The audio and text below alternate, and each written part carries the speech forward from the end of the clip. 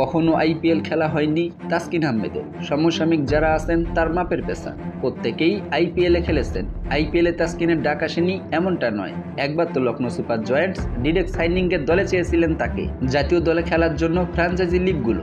এতদিন বিসর্জন দিয়ে এসেছেন টাইগার পেসার, তবে 18তম আসরকে সামনে রেখে তাসকিন নাম দিয়েছেন মেগা নিলামে। সেই তাসকিনকে দলে ফেরাতে আগ্রহী হতে পারে 3বারের চ্যাম্পিয়ন এবং বর্তমান শিরোপাধারী কলকাতা নাইট রাইডার্স, এমন দাবি করেছে ভারতীয় গণমাধ্যমগুলো। তাসকিনের মতোই একজন পেসার কলকাতার প্রয়োজন, তাই ব্যাটে বলে মিলে গেলে বাংলাদেশি তারকাকে নিলামে পেতে মুখিয়ে থাকতে পারে শাহরুখ খানের ফ্র্যাঞ্চাইজিটি। কলকাতা যাদের রিটেইন করেছে তাদের একাদশে নিশ্চিত ধরে রাখলে যেসব জায়গায় ঘাটতি চোখে পড়ে তার একটি হলো বিদেশি পেস বলার। কেকেআর সেই কাঙ্ক্ষিত বিদেশি পেসার হতে পারেন তাসকিন। তার যেমন আছে অভিজ্ঞতা, তেমনই গতি, তেমনই চাপ সামলানোর দক্ষতা। অতীতে শোয়েব আখতার, মিচেল স্টার্করা গায়ে জড়িয়েছেন যে দলের জার্সি, তাসকিনকে সেই কলকাতার জার্সি গায়ে ভালোই মানাতে পারে, বিশেষ করে ভারতের কন্ডিশনে।